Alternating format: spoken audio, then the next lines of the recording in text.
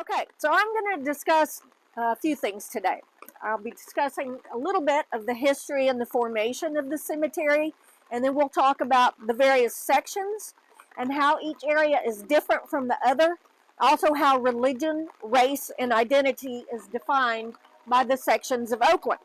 And I'm also going to cover symbolism found on the gravestones and gravestone architecture, which we also call funerary architecture, as well as some of the indicators on the stone as to where people were born and sometimes how they died or where they died.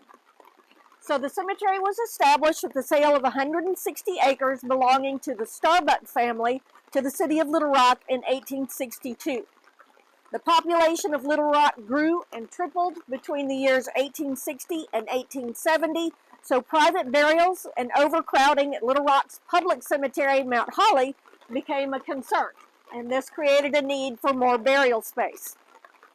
When the land was sold to the city for the cemetery, the Civil War was still being fought in and around Little Rock, so Oakland was originally intended for the burial of soldiers. The area around Oakland had been used by Confederate and Union soldiers as encampments by 1861. An 1869 report from Oakland Sexton noted that in addition to thousands of Union and Confederate soldiers, there were civilian whites, African Americans, and refugees buried here between 1861 and 1869. This is not going to be graceful, but I'm going to move my notes here. I don't want to blow away. Okay, so the gate that we're standing here was the original entrance, built in 1885 for horses and carriages. And we discussed a minute ago the fact that there was a flower shop outside the gate. And when we walk this way, you'll see there's a big slab of concrete there, and that's where the flower shop was. But as Barber Avenue was extended south, the main entrances moved to that road. And although it's called Oakland and Fraternal Historic Cemetery Park, it's actually divided into 6 separate cemeteries. There's Oakland proper, the National Cemetery, Confederate Cemetery, Fraternal, B'nai Israel, and Agadah Achim. And we're going to begin here in the Jewish section. This would be B'nai Achim, and B'nai Israel, and it extends down to Barber Street, and then Agadah Achim is that way. Okay, Mount Holly was used as the Jewish cemetery from 1860 to 1874, when 5 acres were purchased at Oakland. The earliest available record indicates that the first burial here was in 1878. And this is B'nai Israel Jewish Reformed, and then Agadah is Orthodox. Jewish interments were moved from Mount Holly to this section between 1874 and 1915, and in the 1870s, Agadah was formed, and they purchased land to the south of where we are in 1901. Let's move over here, and we'll start walking. So here in the Ottenheimer plot is an example of a Jewish tradition. You see these small stones and items on the gravestone, and these are called visitation stones. This is more of a tradition. It's not something that's required by their religion. There are a few reasons for visitation stones, one being that the soul was believed to dwell in the grave for a little while, so the stones kept the deceased in this world. The other is that the stones are longer lasting than flowers, so it symbolizes permanency and memory. Placing a stone is also a way of showing that loved ones have visited and the memory of the deceased lives on in the visitor. So this is just one way that you're going to see cultural traditions and differences in funerary architecture. So we're going to go this way. The use of portraits, like you see here, are also an indicator of status and wealth.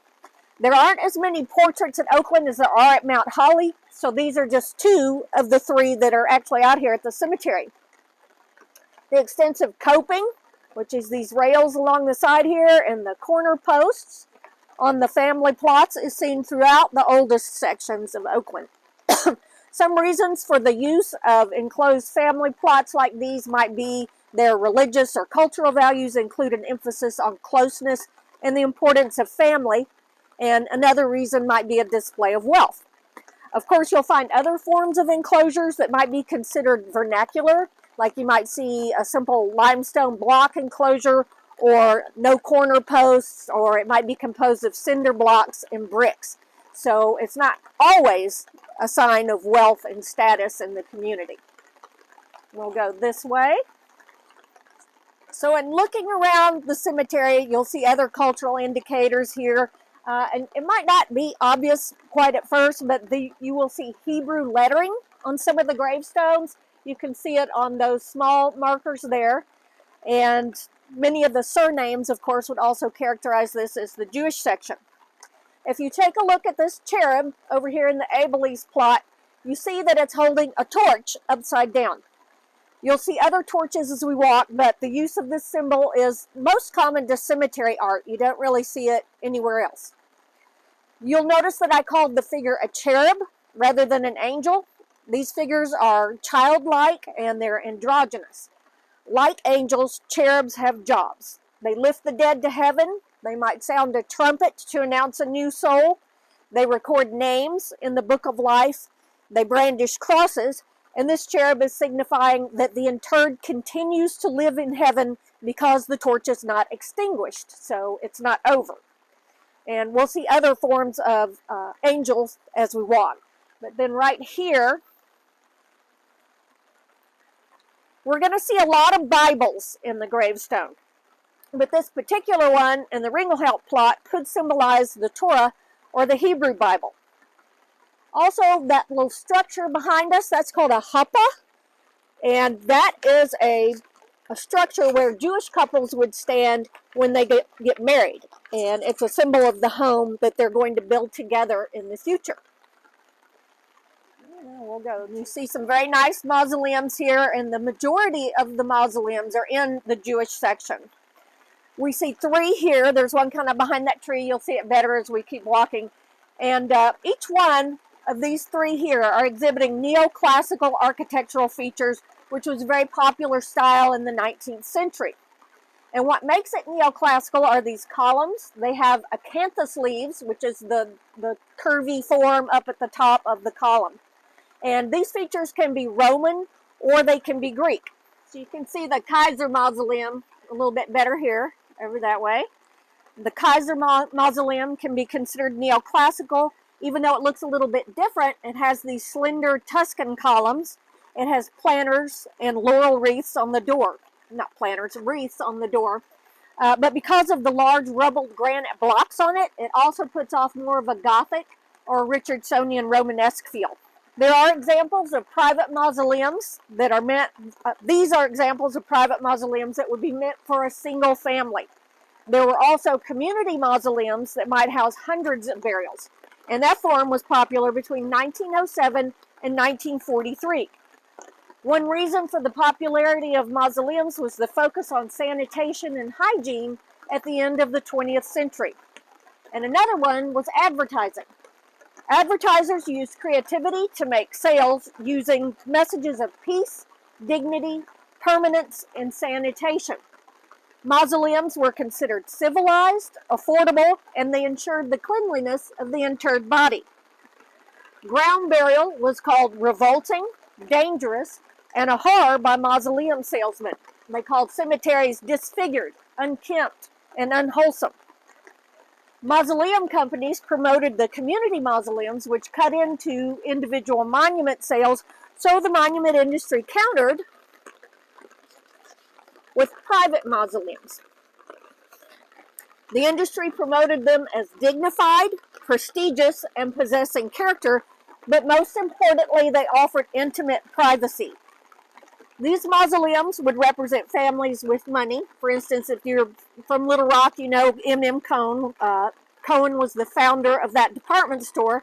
But just as the family plot surrounds might be expressed in different ways for those of lesser means, mausoleums could also be less ornate or vernacular in form. And as we walk down that way, we're going to see an example of one that's not like these at all.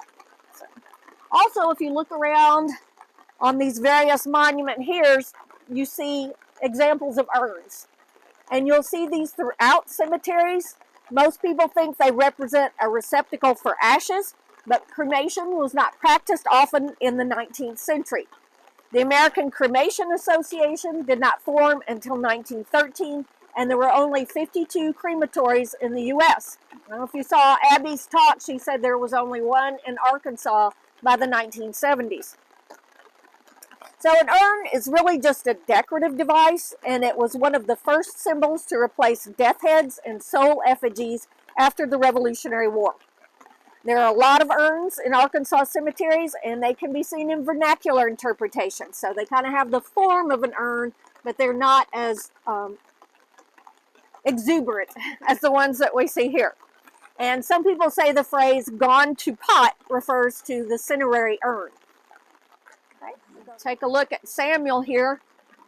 Along with symbols that represent feelings, emotions, and attributes, there are those that tell us about the deceased's involvement with service groups like fraternal societies. And this is just one of many that you might see out here. These three chains indicate the grave of a member of the International Order of Oddfellows. Sometimes the letters FLT can be seen in the link, which stands for friendship, love, and truth. And we'll see one over on this other road over here in a minute. Okay. So this area, along with the Jewish sections, would hold the oldest burials. And this is where you're going to see diverse marker forms and really strange combinations of symbolism. This marker here includes a common type of funerary architecture in the form of a cairn or a pile of rocks. But it also includes a lot of other things as well. The cairn can be used to signify a memorial, and you see the cross. It has a vine of morning glories, which indicates resurrection, and it's also topped with an Easter lily. And it looks like it might at one time have been used as a planter. It's very deep. The Easter lily was used to symbolize purity, and it was also used at funerals because it had a strong scent which could cover up other smells before embalming and refrigeration. Oh, I thought you were going, ew, smells. This one right here, John Eddy's marker has a cairn too, but it also includes a scroll. And the scroll can symbolize the person's life, as in the past is in the rolled up part, and the present or moment of death is on display. And that also provides a very handy place to put the birth and death information for the monument markers. And this one has a planter on the top, a little different from the Easter lily. On the top were doves. They've lost their little heads. There's a lot of that went on here in the cemetery, missing hands and heads and things like that. Doves are the most frequently seen symbol in cemeteries, and they symbolize peace and purity. Now I'm going to turn you around right here. We'll look at this double marker here. This is for two children who died in the same month and year. And this is another form of the cherub marker. Before angels and cherubs became three-dimensional sculptural forms, you would more commonly see them carved in relief like these, which was similar to the colonial winged angel faces that you might see on the East Coast. And of course, we've got lambs on either side, which is a common symbol for children's burials, and it stood for innocence. I just want to point out a couple of things. As you're looking around and you're looking at the environment and you're looking at the markers, you'll see things that maybe you don't quite think about changing the character and the appearance of the gravestones. This had a finial on it at one time, or maybe an urn. And when you pull it off, you can see it had a pin in it. And a lot of grave markers out here would have pins in them, but as they get wet and they freeze, thaw, and the metal would expand and contract, it ends up breaking your marker. And it also turns it green, like that little color that you see there. So the architecture becomes a little more clearer when you start looking at the little disparate pieces of a gravestone. In this section, you see several examples of what people commonly call tablet stones, but there is actually a difference in the forms that you see here. Stones that are placed in a base, like this one right here, are called tablets, but when they're placed directly in the ground with no base, like this one, they're termed upright. There's different shapes to it. This part would be called the shoulders. This upper part is called a tympanum. These would be called hips, where you have a beveled section right here. The shoulders might be round, they might be scrolled, or they might be square. So you have different types of shoulders. If you look at this taller marker over here, Mr. Smith's marker, or the family Smith's marker, you can see more funerary architecture of a different kind. It consists of the base, the second base. This would be called a die, D-I-E, and when you have a tablet stone like this part's called the die too. But when you have multi-part markers, you've got a die here. This is the shaft. The beveled part there is called a plinth, P-L-I-N-T-H, and then you have a cap on the top. So it's not just one piece. You know, it's all several pieces glued together, or maybe not anymore. So that is a problem with these larger stones like this. They don't have any epoxy mortar in them, and they're all these different forms. Eventually, if the ground gives way or a tree hits it or something, it'll start to lean. And then your various pieces on your gravestone do what we call walking. And it might slide off the base. The piece in the middle might go somewhere, but the base might not. You see this one's on top of a lot of stones here. These are going to sink. And not to say that John Raines is a sexton out here. He takes fabulous care of the cemetery. But these are just things that happen in cemeteries that you have to keep an eye on. So, all right. Go back to this little marker here. The little Terrell Children's marker displays a broken rosebud and a broken Easter lily. So buds in funerary symbolism were meant to evoke fragile beginnings of life that were cut short. And again, you'll see these more often on babies and children's graves. The rose symbol was considered the most difficult to copy into stone, and if a carver could reproduce it correctly, he would be considered a master artisan entitled to the highest wages. And despite this difficulty, we see them throughout 19th century cemeteries. The symbolic meaning of roses covered many attributes, and it had about 11 different meanings. It would depend on if you see it in a wreath or you see it in some other type of setting, then the meaning would change. In the 1920s, monument dealers were criticized for not knowing the meanings of the floral symbols. They would just use them willy-nilly. So thus the trade magazine Design Hints for Memorial Craftsmen published articles about their significance to help the dealers make more sales. This marker right here, if you read it, this is kind of like what Abby was talking about. This marker for Mr. McDaniels does not include symbolism other than these minimal floral forms, but it does tell the story of how he died. He was a railroad worker, and his foot slipped off the footboard as they were switching trains in Jonesboro, causing him to fall under the wheels. So by looking up the obituary of Mr. McDaniels, a board member at the cemetery found out that he was Swedish. And this is just an example of how, you're walking by, you go, oh, that's a cool story. But if you investigate further, then it opens up the story even more for the cemetery and for the community. So here you see an example of hands. If you look at the corner posts here and here on the Macomb plot, on this side you see an example of clasping hands. This can mean a reunion in heaven or a farewell. Sometimes this form actually includes a banner that reads, "Farewell for now." In Abby's book, has anybody read Gone to the Grave by Abby Burnett? She's awesome. She noted that historically people were encouraged to touch the deceased one last time. So this could also be another meaning for the use of this symbol. If you look at them, you'll notice one hand is limp and the other is actively grasping, and it's said to be the deceased being welcomed or taken to heaven or saying goodbye to them by those who are left behind.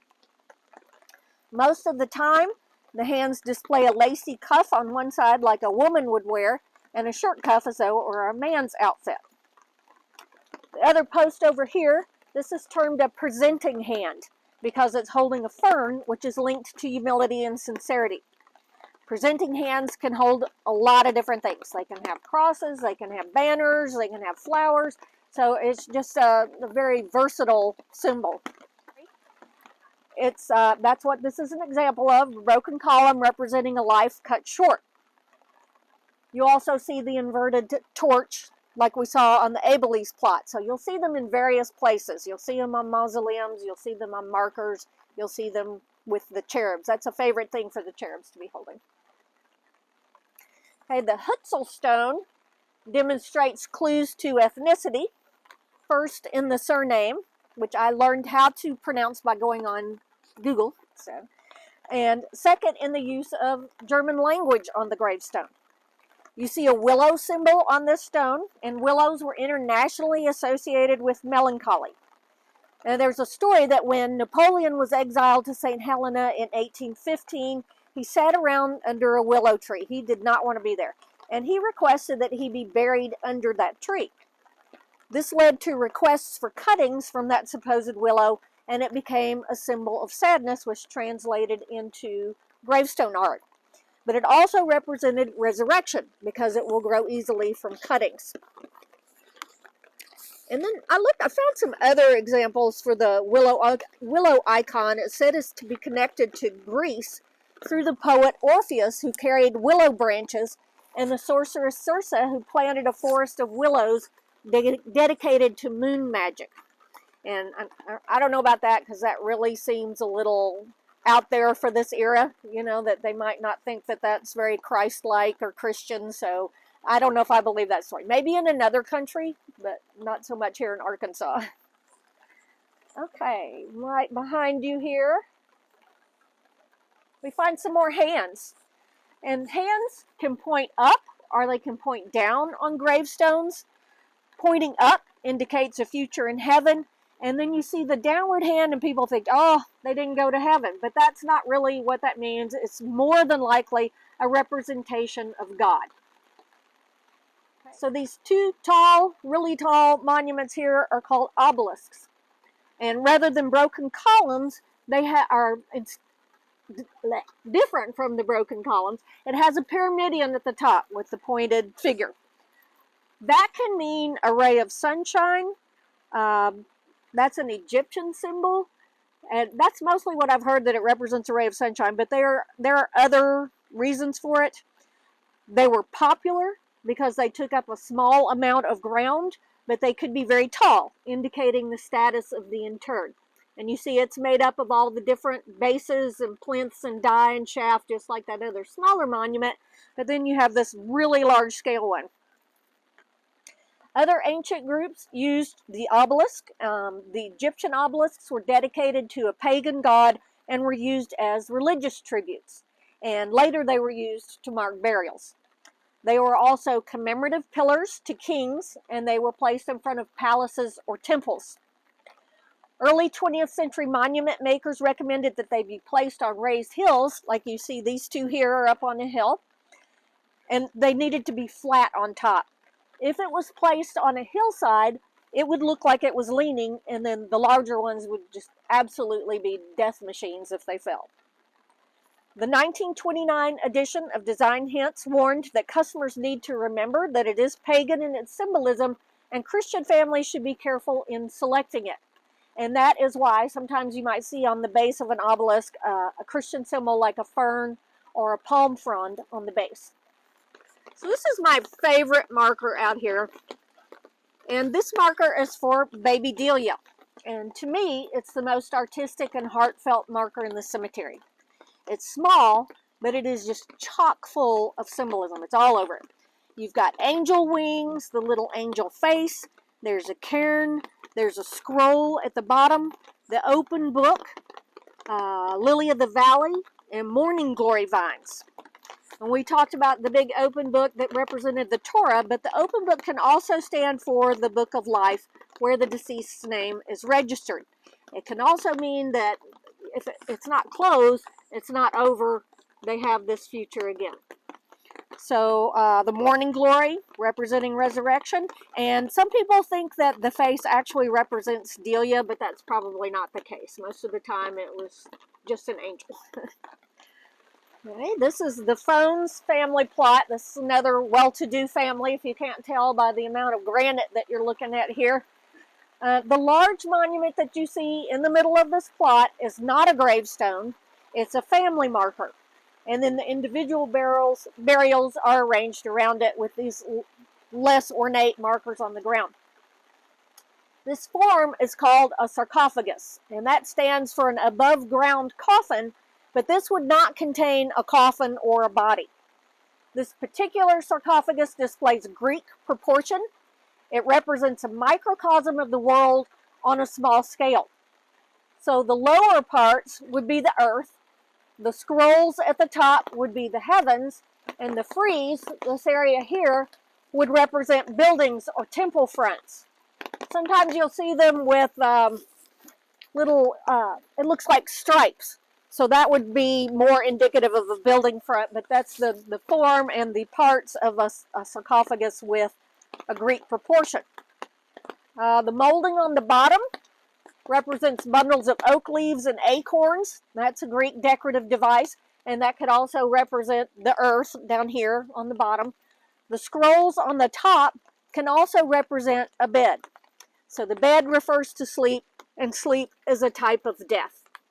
So it tells it's got a lot of stories to tell you on that sarcophagus.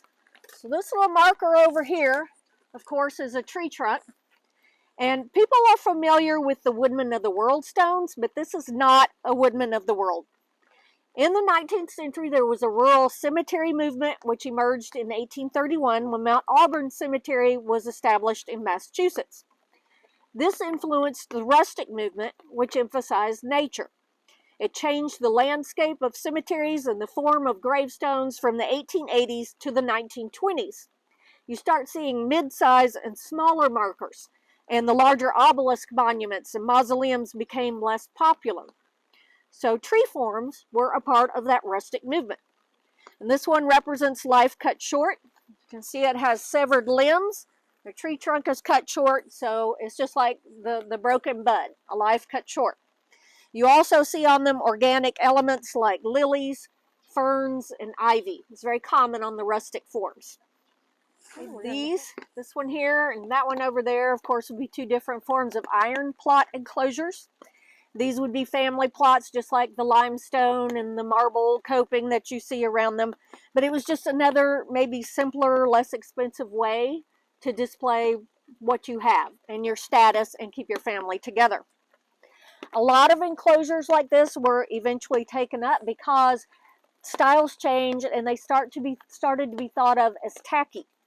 And this seems to align with the thought in the 1920s that gravestones like those that we saw in this section earlier that have flowers, symbolism, and extensive epitaphs were considered grotesque.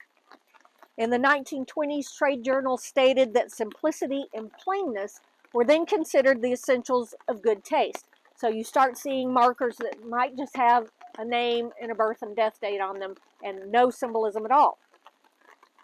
Also, during World War II, iron enclosures like this were taken away for the war effort as scrap metal. So when you look at cemeteries and there just are maybe only a few metal enclosures, just keep in mind that that might not be the whole picture. A lot of those enclosures may have been destroyed. And it's difficult to tell when they're not there anymore unless you have this anchor part here, of course, needs to be under the ground. Those would not have been visible originally. But most of the time, they just took everything. And, antique dealers might have taken the fence, which it appears that's maybe what happened here. Somebody came along and stole it. So you see the environment that you see now, it's kind of like an ethnocentric view of what life is like. When you're in the cemetery, you're getting an ethnocentric view. You're thinking, well, there's no iron plot enclosures out here. It's not that fancy. But at one time, there may have been iron plot enclosures and other things that we'll see as we walk along. If you look behind us, Abby talked about the ceramic portraiture on the discs. And these are modern gravestones, but we're starting to see more of them. Granite markers. Before the last, I'm not even going to guess, but a few years ago, on granite markers, you started seeing portraits being etched directly into the granite. But now they're going back to these discs. So that's kind of cool that they have these modern discs. And another thing that makes it modern, and you see the way the epitaphs have changed. This girl over here, Williams, it says one dope queen. So there's a difference in your epitaphs at this point.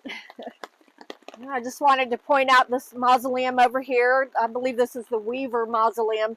And you see it's not as ornate.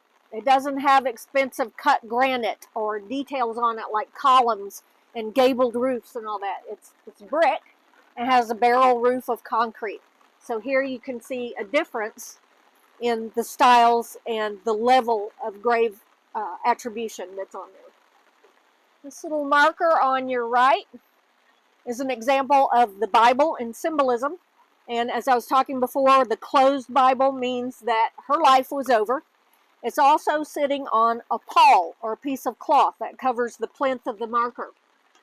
Palls are cloths, P-A-L-L-S, that would historically cover the casket, and families would take those palls and pass them around in the community to be used at wakes and on the casket on the procession to the cemetery. Here's another form of baby marker. You really don't see these very often, but when you do, they stand out because they're so unusual. And I would say they're always used on baby graves. The shell signifies a journey or a pilgrimage, and the baby is placed on a bier, B-I-E-R, which is a movable frame where they would have put the coffin or the body before the burial. And of course, it's on a pall as well.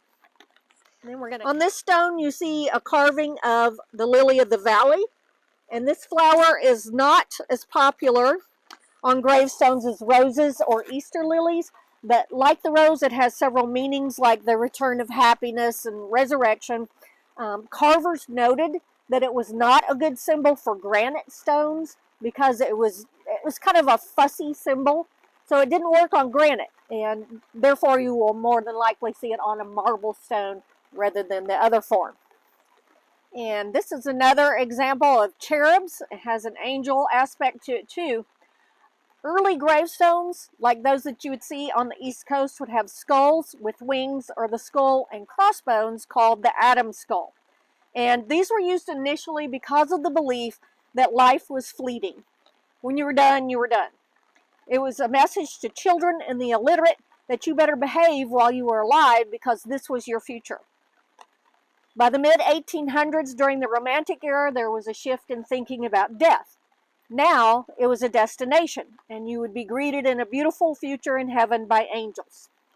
This is the Strickland marker that kind of gives that mindset. It was carved in Italy of Carrara marble. It features a full-size angel and a cherub, but this other figure does not appear to be a cherub. And I say that because it doesn't have wings, and it's wearing a tunic. It's not a little naked baby form. The angel in the middle has a job, of course, and she is a guardian angel. And at one time, she would have had a hand, and in her hand, she would have had flowers. And her job is to watch over the two children buried here and comfort the bereaved. So I know this is a cherub. It's kind of hard to tell. Of course, you see he's a little fat baby, but the back of him, he had wings at one time. So there are remnants of the wing on it. Archaeological excavations in the Victorian era unearthed Greek and Roman artifacts that depicted winged baby figures that were actually nature spirits. The cherub's job on this stone is to signify that the child still lives on, just like it did on the Abelese plot with the inverted torch. And then you have a scroll representing their life. The one on the left is holding lilies, which indicates that Ernest, the child that was buried there, was a pure child. That is the symbolism of the lily. We see another example behind it. That big one there that has a double-headed eagle on it is another example of a story that's specific to the individual regarding the fraternal club that they belong to. A double-headed eagle signifies that Mr. Cunningham was a member of the Scottish Rite Fraternal Order of Eagles. When it was formed, it was a group for people involved in the theater business, and it provided brotherhood, health, and burial benefits. And today, the group is still around and lobbies for improved workmen's compensation and Social Security. Right here in the Hickey plot, you can see a cross and a crown. And this is seen a lot in cemeteries, and it's a Christian symbol of the sovereignty of the Lord. The crown means victory, and the cross means Christianity. You see that a lot throughout. You'll see it a lot in this cemetery. It can be in three-dimensional form or relief like that one there. Okay, behind you here. This stone belongs to a man who belonged to the fraternal group, the Masons. The symbol has a square and a compass on it. This is going to be all over Oakland. The stone also features the letter G, and some people say it stands for geometry, some people say it stands for God. The square and the compass symbolize the interaction between mind and matter, and the path from the material to the intellectual to the spiritual.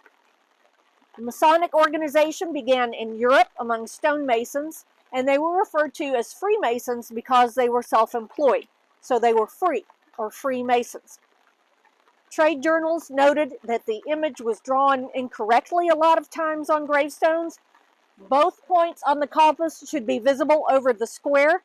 If both points are beneath the square, that would mean that the person was a first or entered apprentice. If one point is over and one is under, they were a second or fellow craft degree mason. And both points over the compass, like this one here, signifies a third or master mason degree. So here's another tree stump marker. But this one is a Woodman of the World. The Woodmen of the World were formed in Nebraska in 1890. They had restrictions on membership, which stipulated that you had to be white males aged 18 to 45 from the 12 healthiest states, and excluded men that worked in hazardous vocations, including bartenders and professional baseball players. The members were not lumbermen, because that would have been too dangerous.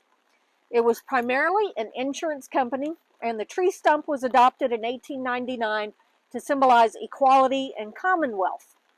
Now this one's not a very fancy one. We're going to see some that have a lot more detail on them if y'all want to keep going, but they also included an axe and a wedge or a dove on them.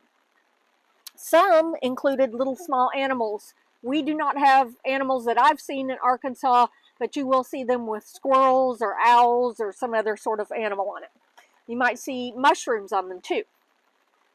The organization still exists as the Woodmen of the World Life Insurance Society or Omaha Woodmen Life Insurance Society, but they quit providing the Woodmen of the World stone and plaques by 1935 because it became too expensive. Right next to it, we see another cloth. It's not a pall like we talked about before. It's called a veil. And that's a symbol of the passage from one kind of existence to another. Here, this is an architectural form. It's not a symbol. It's just a type of funerary architecture on the larger markers that you would see in a cemetery. It's called a Gothic screen because it looks like a Gothic window, and it's just, like I said, simply an architectural device. I think that the angel in the bottom is a later addition from a catalog because the form of the angel, which you will, as we walk, you might notice more of these little angels. They have one leg cocked back and they may be holding a cross or flowers. That's a common form that you would get from a catalog. Also, the screen is made of Georgian marble. And we know it's Georgian marble because it has very large grains on it. But when you look at the little angel, the grain is smaller, and the veining in it is smaller too. So there's a clue that maybe this marker had been altered at some point. And this is another angel carving in relief. This is referred to as a mourning angel because it's depicted as grieving at a gravestone, which is likely Lulu's. It's kind of hard to see, but you can see the stone in the background. So like the Strickland family marker, it is standing in for the family of Lulu. And I talked earlier about the difference in the hands, a hand pointing down or a hand holding a banner coming down. The hand you see on this marker is likely the hand of God coming down from the heavens. It's kind of hard to tell, but there is a chain in the bottom there, and then you got those little bubbly things that look like cotton balls. That would be like the clouds that's coming down from heaven. The broken chain is a circle of life broken by death. Medieval belief was that the soul could be held to the body by a golden chain. Once the chain was broken, then the soul took flight and rose from the body, leaving earth and ascending to heaven. And you don't see the broken chain very often, and you can barely see that. I had to look at it for a little while. Right over here, Abby talked about anchors being a symbol of hope, but some anchors can also be a cross in disguise. When Christians first began practicing, they had to do it in secret, so an anchor cross would indicate that a Christian was welcome. And then she talked about maritime meanings. That's not the case in Arkansas, unless they came from somewhere else and brought their story with them. Okay. And back here,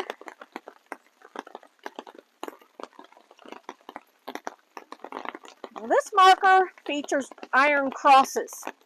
And it looks a lot like the Confederate States of America marker that they adopted after the Civil War. But these were military decorations in the Kingdom of Prussia and the German Empire. So when you look at his name is Ehmann, E-H-M-A-N-N, the crosses, and then you look at the story of Mr. Ehmann on the gravestone, it reveals that he came from Baden. So this gives us clues as to his cultural affiliation. It would not have been Germany proper, the German Empire at that time. So there's a history lesson for you too on this gravestone. So this sculpture at one time would have likely been a portrait representation of Anderson Wright. And you can't really tell for sure because somebody took off with his head. But I believe it was because of the clothing, which would have been contemporary with the late 19th century. You see the little knickers, he's got stockings, high-top boots with buttons, a little frilly cuff and a bow tie. He's even got a watch on a chain on his little vest. You can see also that he's leaning on the tree trunk, which has ivy on it, and ivy can be a sign of the Trinity because of its 3 leaves, but it's also a symbol of devotion and memory. Okay, this is referred to as a box tomb or a basal, B-A-S-A-L. And in some rural areas, actually a lot of rural areas, like in the Ozarks, they would use box tombs with sides and a ledger stone, which is the flat stone on top, to keep animals out. It does not mean that there's a body within the stones. The body would be in the ground like a regular burial. If you notice as we're going down the hill here, you start to see more granite stones. Usually when cemeteries start out, the oldest section will be on the hill, like where we just came from. So these would be newer stones. And actually, granite markers started showing up around 1860, but you probably don't see that many in Arkansas from the 1860s. They're more like late 20th century or early 20th century. And that's because pneumatic tools became available and they could start carving up this harder granite. So you'll begin to notice it more here. And you also see them more on the west edition, which is over that way. So this section over here and the one further north of that way are sections E and F. And along with a part of section H to the south over here, they were the original black sections of the cemetery before Fraternal across Barber Street was established in 1862. So we're not going to go over to Fraternal today. I won't make y'all walk that far and cross Barber Street, but if you come to the 160th anniversary, I'm sure they'll have that on part of the tour. She's still over there talking. But okay, I just wanted to point out this marker right here. It's a modern marker, and it doesn't have, a fancy epitaph on it. It just has the person's name and praying hands. So it's not a fancy marker, and the things that it says don't really convey much about the person who's buried here, but all of this stuff does. And we see this more and more in cemeteries where there will just be this plethora of objects, like 4-foot-tall flowers, white gravel, little borders, toys, knickknacks. And it's just another way in today's society to say what people feel about that person who's buried there, and a way to convey their characteristics, like flowers or laurel wreaths or anything like that. So this is just another way. I just wanted to point out this is a different kind of box tomb. It's a more vernacular form of concrete. It has a concrete plaque on the top here, so It would be someone who has a little less money than the people with the mausoleum, but it's just another way to cover a burial and another way to display the burial and keep them safe in the minds of the people who buried them here. Here it says IOOF on it, which is International Order of Oddfellows, and this was a section dedicated to people who were members of that fraternal group. There's also a locomotive workers section and I believe a typographers section. Is that correct? The typographers section, have you seen that? Or stenographers, something like that. So there were little different sections in here. This little short marker here is petrified wood. And we actually see petrified wood in Arkansas cemeteries quite a bit. I mean, not an inordinate amount, but most likely they would be from somewhere else besides our state because, of course, our climate is too damp to cause petrification in the first place. So Lula was the wife of George Vestal. George is buried here. George was from New Mexico, so that could be a clue as to the use of the petrified wood. You see the logs on this granite marker. This is not a Woodman of the World stone, like all the other ones we've seen with the logs on them. When George was in New Mexico, he was a professor of agriculture and horticulture, and when he was in Arkansas, he established the Vestal Nursery in North Little Rock. So that could have dictated his use of organic elements like logs on his stone. Okay. Right here, this is a Woodman of the World stone. And this one, I mentioned before, the awl and the mallet. The other ones that we've seen so far didn't have them on them, but up here on the top, his has one. It's kind of a small stone, but it also includes the dove for peace. That was a common symbol. They really like to put those on Woodmen of the Worlds. You see a fern and a rose, and then the cords of log on the bottom. That was a common base for Woodmen of the World stones. You'll also see the name of his forest camp. They don't always have those designations on them. But what's unusual about this stone is that it's marble. Most of the time, they're limestone because that looks more like a tree.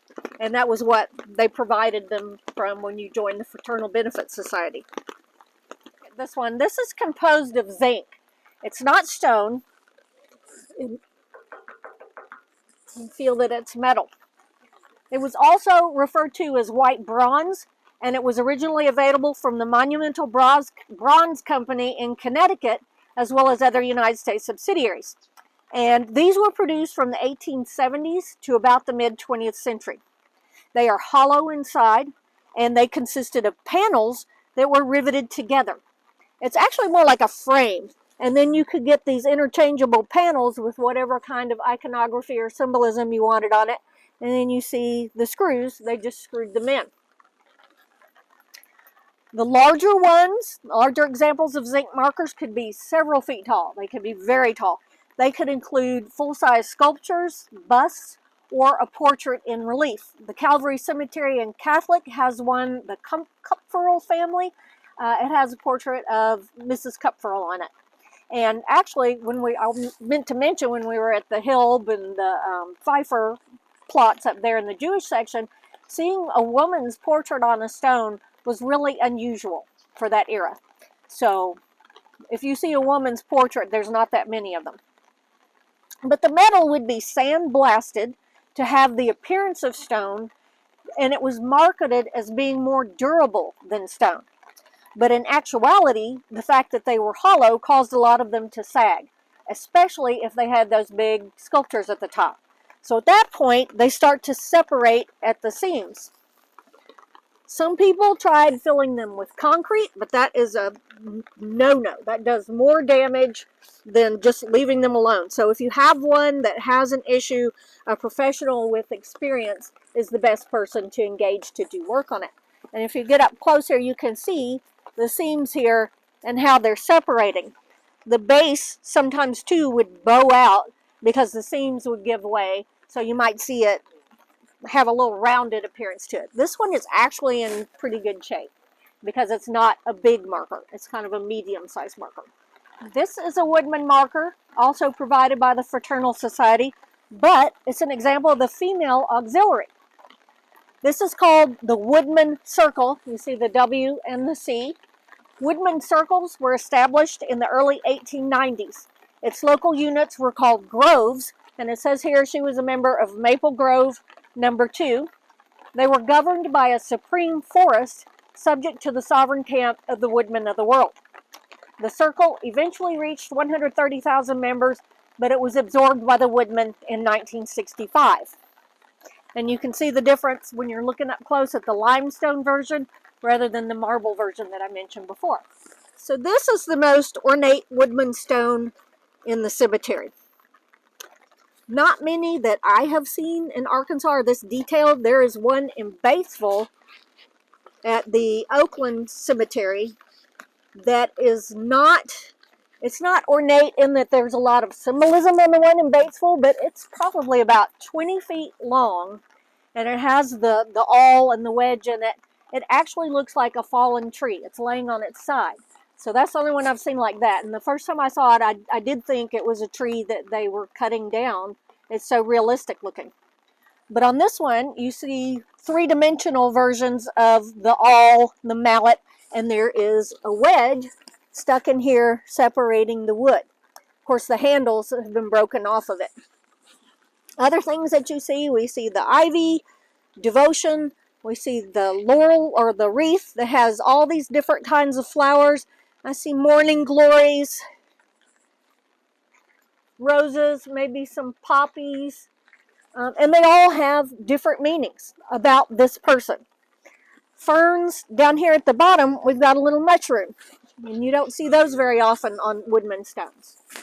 If you come around this side, you see the anchor and oak leaves, and this one actually has big fat acorns on the back, and there's an acorn cap. So it's very detailed. And the oak would mean this person was very sturdy. He was a strong individual. Along with all of this other, he was a Christian, he was a member of the Fraternal Society, he had humility, you know, just all you can think of. Just like Abby was talking about, they just pile on the symbolism. Okay, here's another example of the ledger, like I talked about on the box tomb, but this one is directly on the ground, and they consist of marble, granite, or limestone.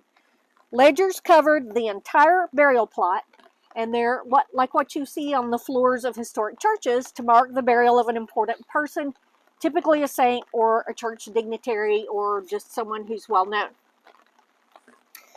Problem with ledger stones, and this one's in good shape, but a lot of them have, you'll see tire tracks across the top of them.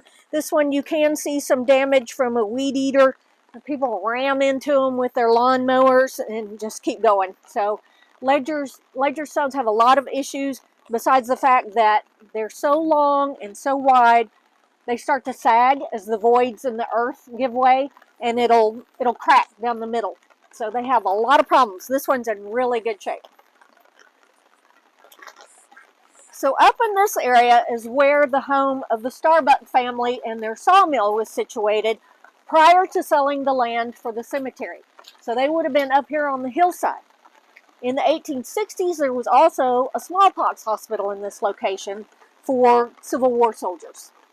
I can't tell you exactly where, but I have seen a historic map of it.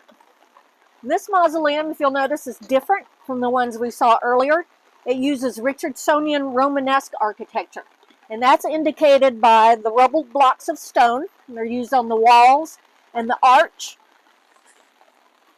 These are called springers, where it comes down here, and then you have a cushion capital and these short squat columns, which are indicators of Richardsonian Romanesque. The doors are also recessed, which is another sign of it. So this style used influences from 11th and 12th century Southern French, Spanish, and Italian Romanesque architecture, and it was most popular in the late 19th century. If you just look right here, I just wanted to point out this symbolism. We haven't seen a whole lot of these. Of course, its head is gone and its tail is gone, but this is a wounded dove, which is another symbol of melancholy, like the willow. I was just going to point out in the ferrule plot here, these are examples of bedsteads or cradle coping. They look like little borders, like those that we saw on the family plots, but they're for individual graves, and you can tell this one's for a child. Most of the time, they're for children, and they would sometimes be used for plantings. So there would be little decorative flowers in the bedstead. And as the gate says over there, this is the Confederate cemetery. Confederates were buried separate from Union soldiers in 2 areas. This is a 1-acre burial ground holding a mass grave of 900 Confederate soldiers that died in hospitals in Little Rock in 1863. It also holds the remains of 640 Confederates who were reinterred here from Mount Holly in 1884. It's marked with a monument you can see under that tree there that is designed by Henry Harker and erected by the Daughters of the Confederacy in 1913. There's also a Confederate section that's 11 acres, but we can't see it from here. It's closer to 26th Street over there. And then I just wanted to point out a couple things on this cemetery. It reflects classical styling, but you can see that it's different from the neoclassical styles that we saw because it's more linear. Also, you see these little wheat poles here and up in the walls. People think that is to keep the smell of the decaying bodies down, but it's actually wheat poles because the temperature in there would be cooler most of the time, and it would start to collect water. And eventually that water is going to do damage to the inside, so they created these wheat poles to let the moisture get out. So of course you see the National Cemetery. The federal government purchased land from Oakland in 1866 to relocate graves of Union soldiers from around the state. And this area was originally the site of the Union encampment. So all this land down here that we've been walking through, and it's easy to believe right now, was originally a swamp. So you can see why the Starbuck house and the hospital would have been up there on the hillside. Because the Fanshaw's writings wrote about him having to take a boat to get to the Starbucks house. Okay, so we walked around the side of the mausoleum there. And that part and this part right here and part of the National Cemetery was utilized for thousands of paupers' burials dating back to the 1860s. It was called Pauper Grounds, Public Ground, and Strangers Hollow.